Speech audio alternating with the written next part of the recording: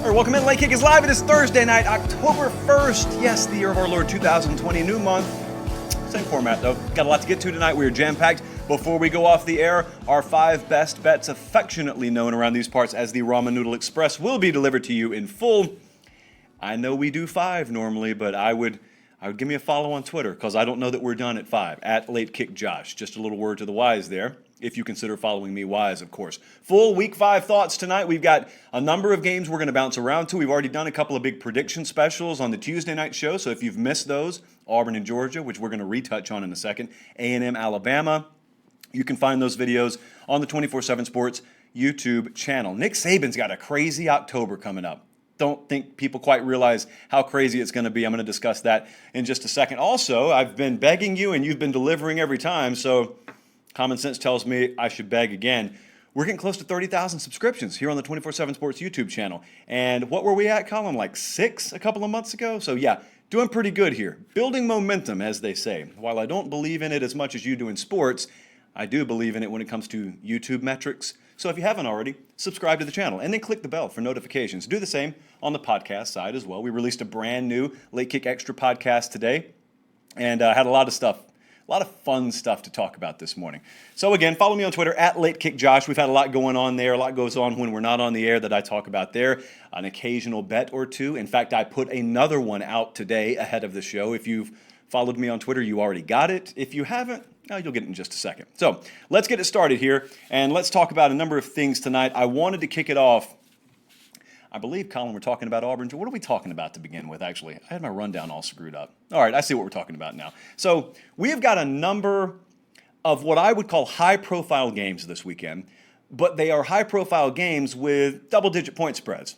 And so you look at it just kind of like we did last week, to be honest, and I wanted to scan it and say, where could the upsets be? What would it take? Do we expect any of them? Do our in-house numbers identify a couple of games that we should keep our eye on? So let's just kind of scan the country here, and let's talk about a number of them. And the one that I wanted to start off with was A&M Bama, because we already did a breakdown on this one. This line's sitting at Alabama minus 18. I wanted to clarify my thoughts a little bit. That's why I want to lead with this game. So when we did the game preview, I indicated that I saw a very narrow path, if any path, let me put it that way, for Jimbo Fisher and the Aggies. Well, a lot of you took that to mean that, well, I think they're terrible. They're not terrible at all. This is a really good team. I was on radio in upstate South Carolina today, and I was talking with Mark Ryan up there about how impressive Texas A&M looks. I saw them in person, I think, twice last year, the Clemson game and the Alabama game from field level. And I don't think folks fully understand, if you haven't seen that team in person, how physically impressive they look. They look like Alabama. They look like Clemson. In fact, last year, if I were to put generic uniforms on those two teams, A&M's more physically impressive looking than Clemson is. And so that's a mystery to people because they don't play like it. Because the one limitation they've had has been quarterback. And Kellen Mond's the quarterback there, and he just is who he is. And so when I tell you that I don't see a path, it's just because I think he's had his head pressed firmly against the ceiling of what he is capable of, and that offense has maxed out its potential in its current state. It's not getting any better. This is not a team, in all likelihood, that's going to spring some massive upset on Alabama or show the Tide, anything that they haven't already seen and they're not prepared for. They play Lane Kiffin and Ole Miss next week, for example. I'd be infinitely more terrified of Ole Miss than I would be of Texas A&M, even though A&M's got a far superior roster to Ole Miss. So now that the clarification's out of the way, I just wanted to say there is one player that I didn't mention the other night that I'm kind of looking at in this game. He didn't play last week, and he was my pick to be one of these standout players in this conference this year, and that's Christian Barmore. He was not in action last week for Alabama. He figures to be this week, so let's just keep an eye on him because that's a guy, that's an impact disruptor up front that they can't really duplicate. They need that guy to shine if they're going to maximize their defensive potential in this game and this year. We like Alabama to win. We lean slightly Alabama to cover. Let's go to Florida. South Carolina is an 18 to 17-point dog, depending on where you look, on the road in Gainesville. There was a big reaction, I think, here last week. If this were the opener, I think Florida would be about a 2-touchdown favorite. Florida rolled last week. South Carolina didn't. This thing's already up to 18, 17 and a half. Like I said, depending on where you look. Here's the problem. If we're trying to map out the upset potential here, a couple of them. There's not just one, but a couple of problems. South Carolina offensively, anytime you're going to make it happen, you want to control the game. Obviously, they don't have a superior roster to Florida. They don't have a comparable roster to Florida.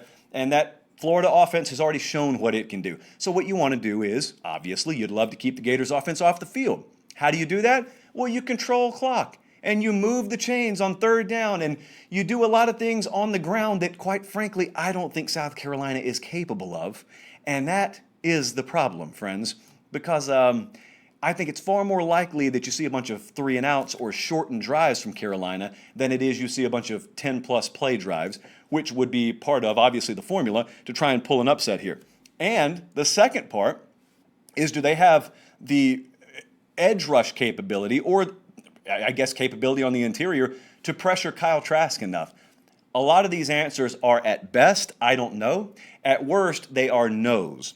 And so that's why when I looked at this number, it's a do-up, kind of do-or-die, to be honest with you, situation for South Carolina coming off last week. And it's also a do-down spot emotionally for Florida coming off the big win.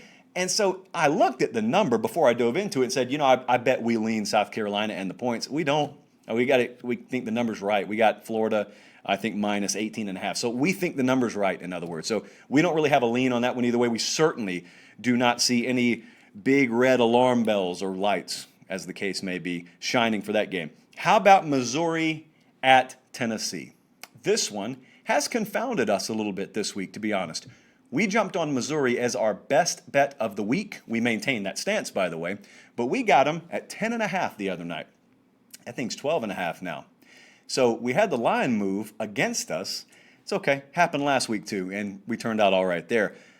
Tight game. We expect a very tight game here. To give you an idea of what we expect, we've got Tennessee winning by under a touchdown. So we're across several key numbers there. That's why we like Missouri. Missouri has very good safeties on this team. Now, here's why that matters aside from the obvious. Tennessee will need to sustain drives, obviously, here, and they did a very poor job of that last week. They were 1 of 12 on third down. The safety play at Missouri, in all likelihood, combined with the conservative play-calling nature of Tennessee, is unlikely to yield a bunch of explosive plays through the air, 20-plus yard pass plays. Probably not seeing a ton of those. And so the counterpoint is, all right, Tennessee will still be able to move the ball. They got the superior offensive line, but they'll need to do it, instead of in chunks, they'll need to do it more methodically. That's cool if you can do it. 1 of 12 on third down last week indicates maybe a problem there, potentially. And so not only that, we have the scheduling dynamic in place here too, of coming off a pretty emotional last quarter, last minute sort of win last week, and you've got the trip to Georgia on deck, and in comes a very anonymous Missouri team. I'm not picking Tennessee to lose this game. I am picking them to win a single-digit sort of game because I think Jeremy Pruitt would be more than happy to win this thing by 8 points. Missouri was not. Also, I just want to point this out now. You would think Tennessee, you got a couple of power backs here, you got the power offensive line, you can lean on that ground game. Hey, I describe Alabama as that or better, and Alabama had some success on the ground last week, not a ton of it. And I don't necessarily think it was an Alabama problem. I just don't think Missouri is that bad. I really think the team's underrated as a whole. So I came out of that game last week impressed with Alabama, came away a little more impressed with Missouri than I thought I would too. Let's go to the Big 12. TCU is at Texas. Texas is an 11.5-point favorite. That's down from about 13, 24 to 48 hours ago. TCU, this is a stat you've probably heard thrown around by this point this week, 5 of their last 6 against Texas. I don't care how much he sweats, Gary Patterson gets the job done. I, unlike a lot of you that I've seen out there tossing predictions around, do not expect a great big 48 to 41 type shootout here. I think it's a little bit lower scoring than that. This is a green TCU offensive line.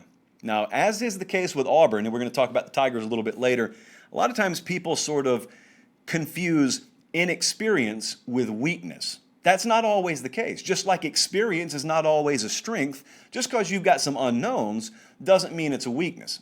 However, there's a lot of experience and a lot of depth on the interior of this Texas defensive line, and I don't know if you saw the final score last week, but it wasn't exactly the most sterling performance in the history of Texas defensive football. You've got to imagine there's a premium being placed there this week.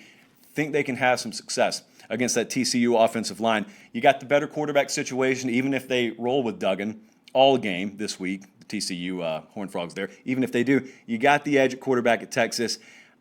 I can't make much sense of the number, but then again, I looked at our numbers, and our numbers, like Texas, even bigger than the Vegas line does. I have no confidence in that. Sometimes I have confidence in our numbers. Sometimes I look at our numbers and I say, all right, well, you're drunk, clearly, so we're going to move on. There are other games out there for us. And that's exactly what I told our model about this game. I don't know what you're on, but Texas minus 19, I think we had, you have fun with that. If you feel like laying 19 points with this team, or 9 for that matter, you have fun with that. I'm not going to follow you. So I expect, actually, I have no clue what to expect here. I'd lean Texas, but I have no clue what to expect. Arkansas, Mississippi State, kind of the last game I wanted to touch on here before we move to Auburn, Georgia. Mississippi State's a 17-point favorite this week. Did you know that? You probably do if you've looked at this stuff. Instinct versus eyes. Big battle internally for me going on this week. Instinct would have you look at Mississippi State last week and have them bomb away on LSU in a manner in which I think will be irregular to what they're able to do and what defenses allow them to do the rest of the year. And you would obviously know it's probably the biggest emotional moment that you've had at Mississippi State since like 2014 when they were number 1 in the country. So you have all that.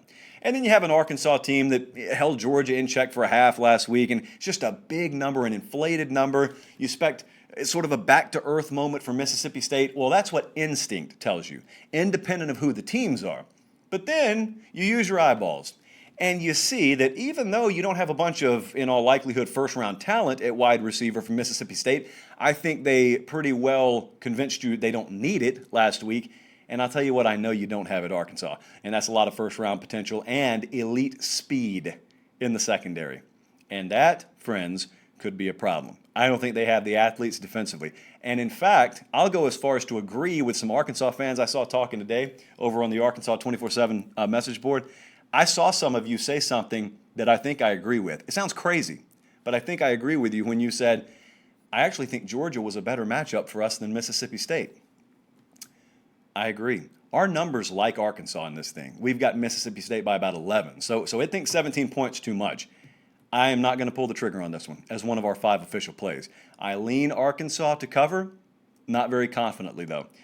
I do think there is a reasonable chance that the under is a wise play here. Doesn't qualify as an official for us, but I think it's at 69 right now. Bud's on the over. Bud got it at like 63, 64. He's really good at jumping those totals. So, hey, let's get a nice 66, 67 middle there so we both look smart. But those are the games that we're looking at this week, and those aren't necessarily our spotlight games, but boy, do we have one to talk about here. Man, how irresponsible. I got my papers all out of whack. So let's move it on. Auburn, Georgia is, I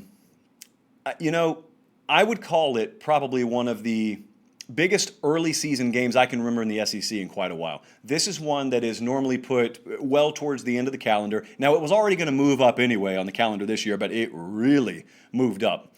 Auburn is currently anywhere from 7 to a 6.5 to a 6-point dog. That thing's kind of been moving this week. On the road in Athens, I don't know that those 3 words, on the road, I don't know that it carries as much weight this year. In fact, I think I know it doesn't.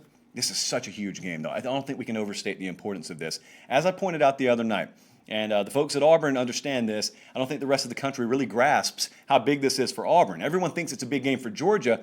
It's huge for Auburn. If they win this game, and like I said, they're a short underdog. If they win this game, they will probably be favored in every game until the Iron Bowl. That is the last week of November. That's how far away that is. So, Georgia, the reason we lean Georgia, and we picked them the other night to win a close game, is as long as they can keep this thing even or plus in the turnover battle, I have a tough time seeing Auburn able to overcome a lot of the obstacles we're about to talk about.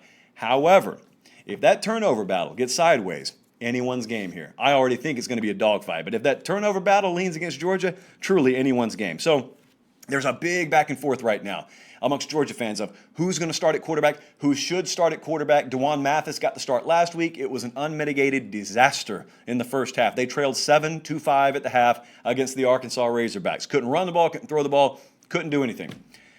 And so this week, JT Daniels gets cleared. Is he going to be the guy? Stetson Bennett saved you last week. Is he going to be the guy? Does Dwan Mathis get another chance?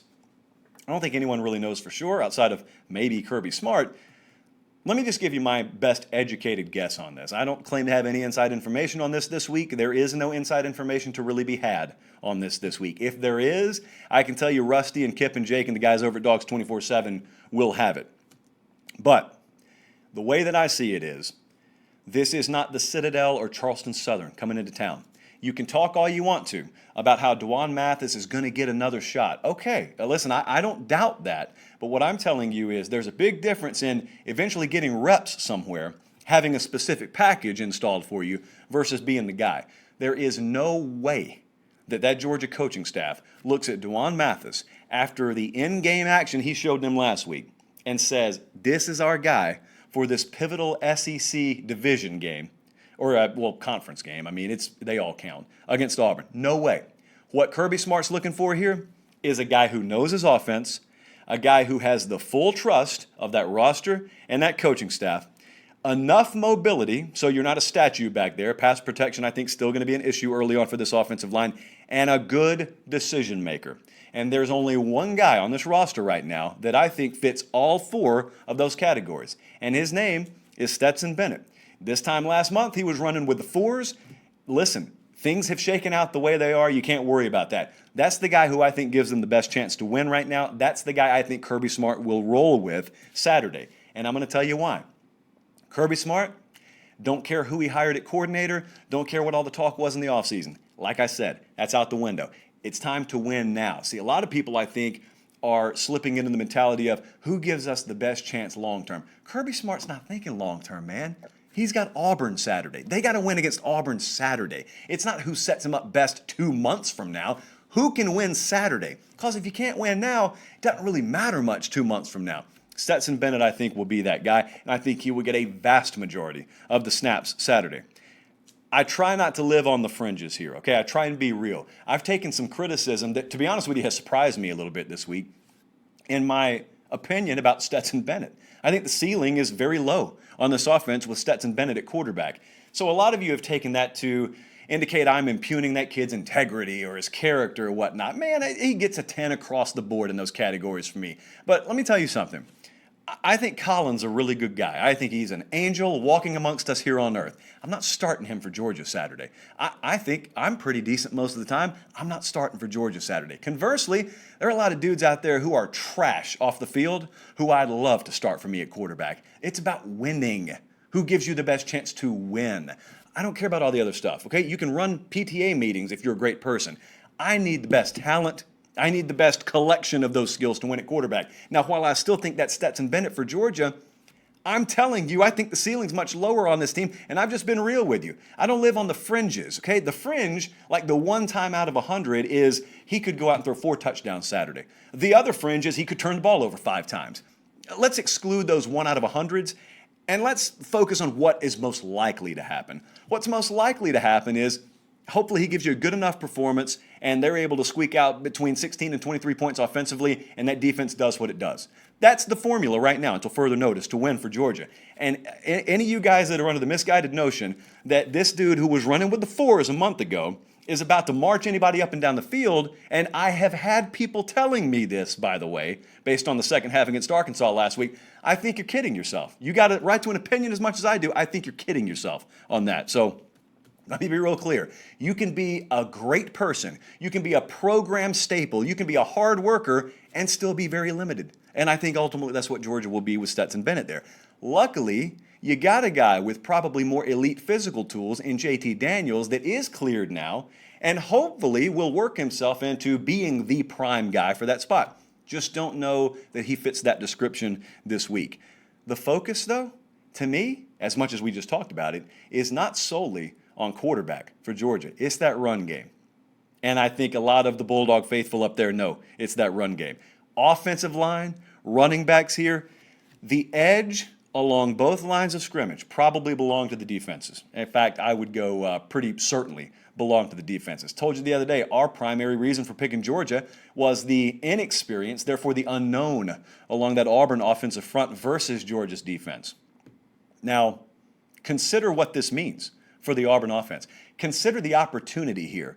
We always remind you on this show, there's a big difference, as we just said in the TCU Texas preview, there's a big difference between inexperience and weakness. Just at this level, now if we're talking about Purdue, not to knock Purdue, but rarely is Purdue marching out first-year starters on the offensive line that can play at a high level. At Auburn, at Georgia, at Alabama, it could happen there because they recruit and they develop at a high enough level. So we've got a lot of guys we don't know a whole lot about at Auburn. Doesn't automatically mean their weaknesses, though. So big opportunity for Auburn's offensive line Saturday, because if they force a stalemate even, I mean, if it's just a draw in that battle against Auburn's offensive line versus that Georgia defensive front, if you told me that, I'd lean Auburn in a heartbeat. I don't believe that. I believe Georgia's defense has a pretty significant edge there. So we assume, or I assume at least, big plays are not winning this game. But if we can get a little bit more out of that Auburn offensive line than we expected, I can assure you Gus Malzahn and Chad Morris plan on being more aggressive on early downs and in the early portion of this game than they were last year, when they were shut out for a vast majority of this game, and then only when they kicked it into 2-minute mode late, got back in it. And that was a weird final score, because it was domination on Georgia's part for most of that game, and then you look and it's a one-possession game. And that kind of happened for Georgia a lot last year. So, again, we lean Georgia close. So much to watch, and such an exciting game in the early portion of the SEC season here. All right, we kind of already talked about Texas A&M and Alabama, and we kind of already gave you our preview. We gave you the preview the other day in long form, and you can find that on the channel still if you haven't already seen it. But I did want to do something for you, kind of give you a little peek ahead here at what we'll be talking about a lot this month. Nick Saban's got a crazy October coming up, okay? I think it's kind of a waste, actually, to use this title as just a random segment on a random show. Saban's October sounds like a Broadway play. I think it should be like a #1 country song. Saban's October sounds great. But be that as it may, we're using it on Late Kick because no one's trademarked it before. Think about this. Very few of us will ever be as successful in any walk of life as Nick Saban has been coaching college football. Imagine this. Imagine you are so good, you have so become the standard in your line of work that you have created your own competition. That's what this man has done. He is responsible for the existence of his own competition. Not over the next 1 week will he face a former assistant of his. The entire month of October will consist of Nick Saban. Next 4 weeks will consist of him facing old assistant coaches. He's got Jimbo this week. He's got Lane Kiffin the week after that. He's got Kirby Smart the week after that. And then he's got Jeremy Pruitt the week after that. Has it ever happened? I don't know if it's ever happened. So Football Scoop kind of has a running update on this. Every time Nick Saban faces one of his former assistants, he's got 16 of them that he's now faced as a head coach. 16 have become head coaches. Let me put it like that. He's faced former assistants 19 times in total. 19-0, perfect record. We'll see if he extends it to 23-0 over the next month. The average score in those games has been 41-15. So I got to thinking, okay, no one ever thought Jim McElwain was going to beat Nick Saban.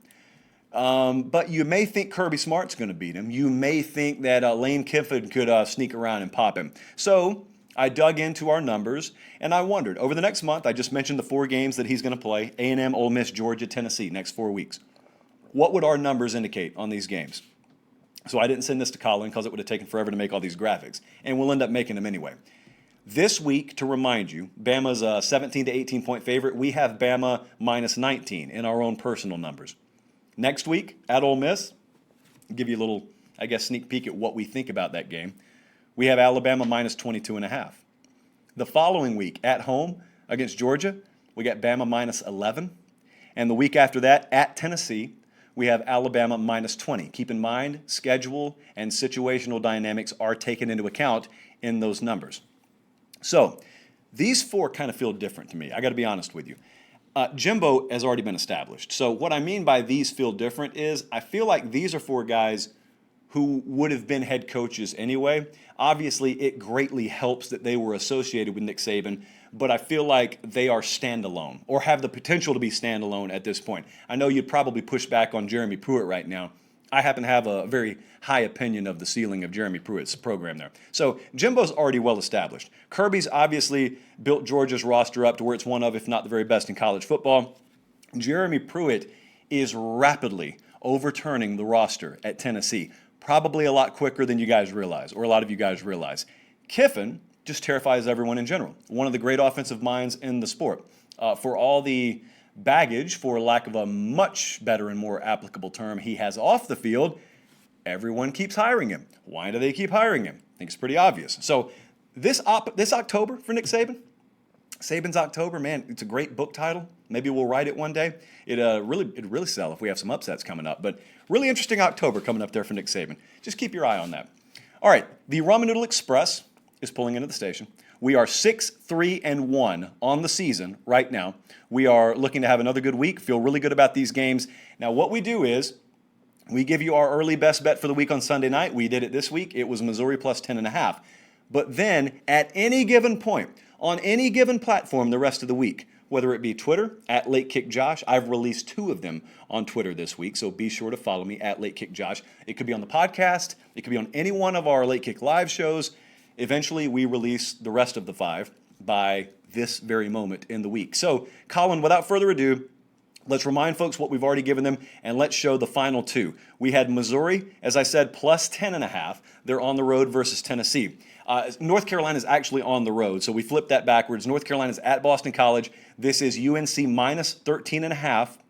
Important to get these numbers when we give them out. Arkansas State minus 3 at Coastal Carolina. This one we added earlier today on Twitter. It is USF at Cincinnati. We waited for it to drop to 21. It did, and we're taking the Bearcats at 21. We have them winning by 27.5. And the final game that we're adding right now, Navy is on the road at Air Force. This is Air Force's first game of the year. We have had sort of a reverse trend as opposed to what we thought. We thought that teams who were playing teams who had already played would have a disadvantage. It's actually turned out the other way. Teams that haven't played have had a point spread advantage on teams that have played.